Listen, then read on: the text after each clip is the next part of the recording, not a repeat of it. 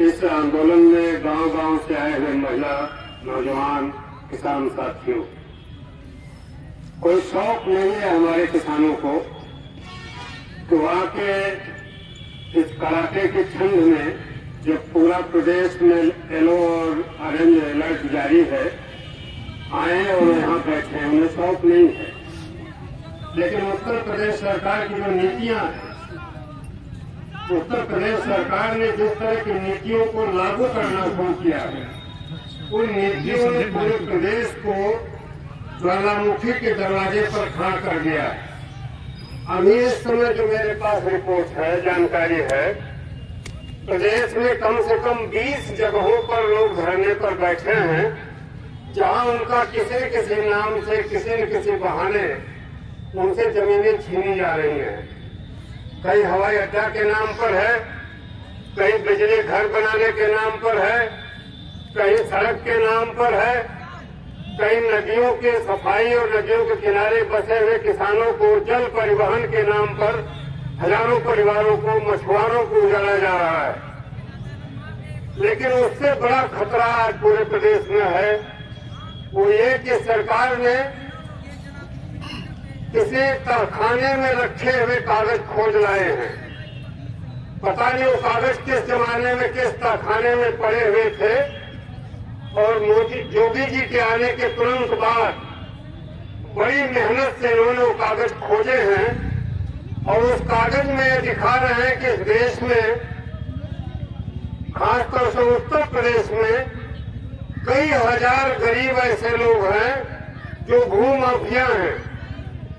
कई हजार ऐसे गरीब जो सैकड़ों मील दूर अपने घरों से चल के आए, जंगल और नदियों के किनारे आके बसे, उनके बारे में कह रहे भू माफिया हैं।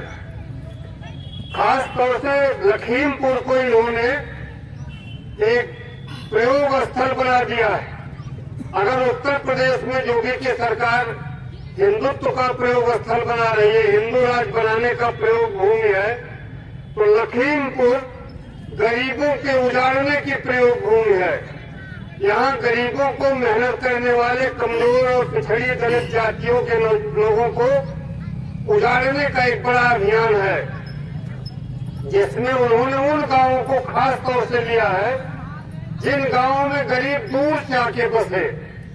नदियों के किनारे हमारे पूरे पूर्वी उत्तर प्रदेश से हजारों लाखों की तादाद में लोग चल के आए, और ये सिलसिला आज से नहीं है। जो रिपोर्टें हैं वह सिलसिला 40-42 से है। 1940-42 के आसपास लोग यहाँ आना और बसना शुरू हुए। धीरे धीरे उन दुर्गम जगहों पर जहाँ लोग जा नहीं सकते थे, वहाँ आके लोग बसे। मामला क्या है?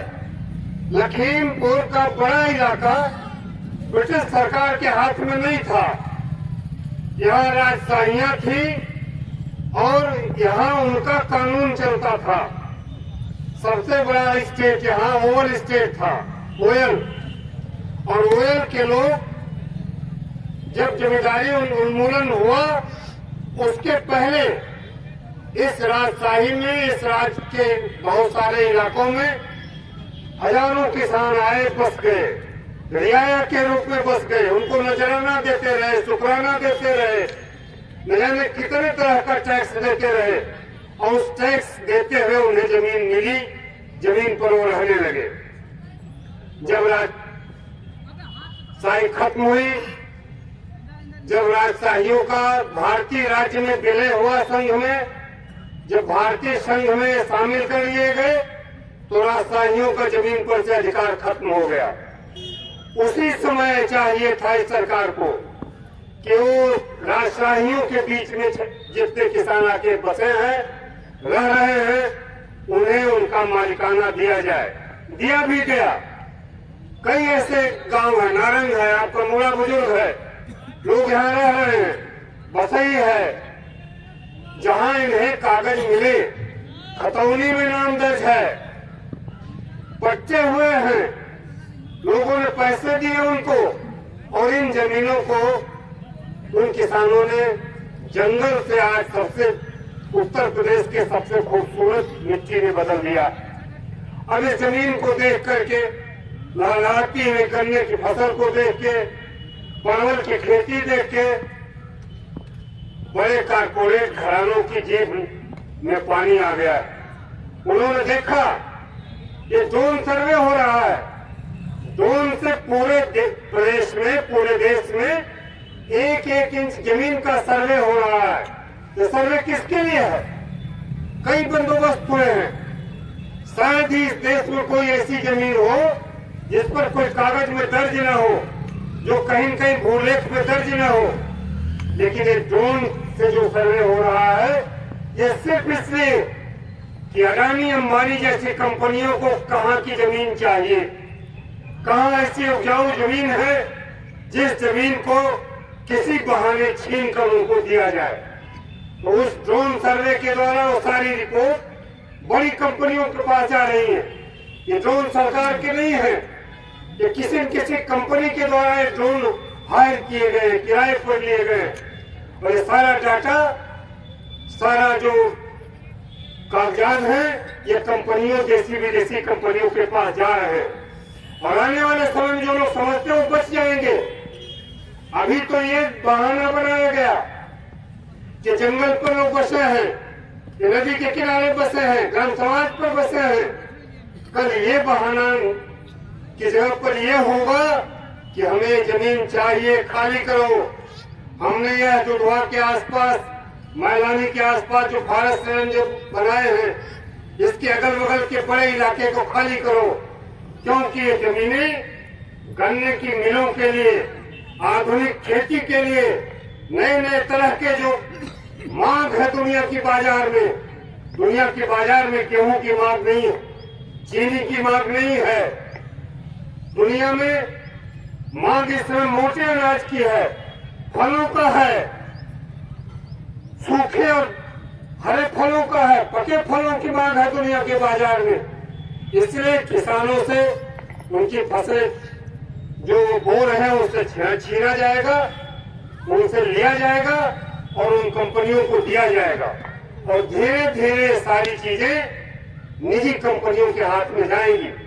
कोई गोयनका के हाथ में, तो कोई अंबानी के हाथ में, कोई अडानी के हाथ में। इसलिए लड़ाई आप अपनी ही नहीं लड़ रहे हैं, पूरे प्रदेश के किसानों की लड़ाई लड़ रहे हैं। अगर बलिया में कोई किसान लड़ रहा है जमीन बचाने के लिए, तो उत्तर प्रदेश के सारे किसानों की लड़ाई लड़ रहा है। आजमगढ़ में 9 गांव उजाड़े जा रहे हैं। आज 88 दिन हो गया वो धरने पर बैठे हैं, 88 दिन से। कई बार पुलिस जाके लौट आई है, लोग लड़ रहे हैं।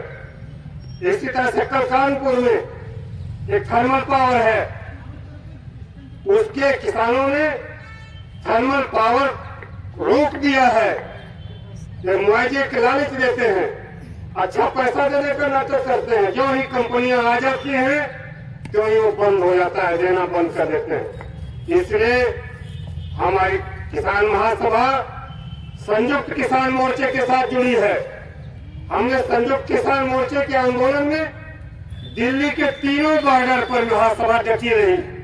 हमारे नेता उस आंदोलन की अगुवाई करते रहे, लाठियां खाते रहे, उनके ऊपर मुकदमे होते रहे। लड़ाई तीखी है। ये सिर्फ एमएसपी और गन्ने के मूल्य जैसे सवाल जो आज बड़े सवाल हैं, उसकी तुलना में जमीन का सवाल बड़ा सवाल है।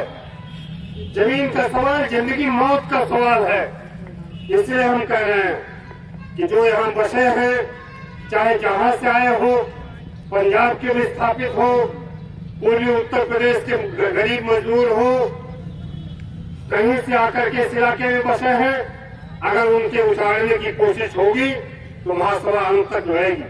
तो हम तो ये कहने वाले हैं कि जान देंगे जमीन नहीं देंगे, ये नहीं, न जमीन देंगे न जान देंगे, दोनों नहीं होने देंगे। हम एक किसान के ऊपर हुए हमला लाखों किसानों के ऊपर का हमला होगा, उनके ऊपर माना जाएगा। अगर यहाँ के किसी किसान को जाने की कोशिश होती है तो पूरे भारत के किसान उसके लिए लड़ेंगे। इसलिए आपकी जिंदगी भी, आपकी जमीन भी, आपकी जीविका भी, आपकी खेती भी, आपका घर भी, ये सब बचाने की लड़ाई है। और हम इस सरकार को यह कह देना चाहते हैं कि एक 4 किसानों का जान लेने के बाद, 4 किसानों की हत्या करने के बाद मोदी सरकार को इसी लखीमपुर में पीछे हटना पड़ा। उसे 3 कानून, ये 4 किसानों की शहादत ने उन्हें मजबूर किया कि कानून वापस ले, क्योंकि पूरी दुनिया इनके खिलाफ खड़ी हो गई थी। इसलिए मैं कहना चाहता हूं कि इस प्रशासन से किसानों पर हमले करने, उजाड़ने, उनके किसी तरह की शारीरिक क्षति पहुंचाने की कोशिश करेंगे तो न उत्तर प्रदेश की सरकार बचेगी न दिल्ली की सरकार बचेगी।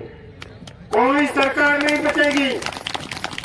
कोई सरकार रह नहीं सकती कि अपने लोगों पर हमला करके। इन लाखों लोगों को आप ले कहां जाएंगे? कौन सी जगह ले जाएंगे?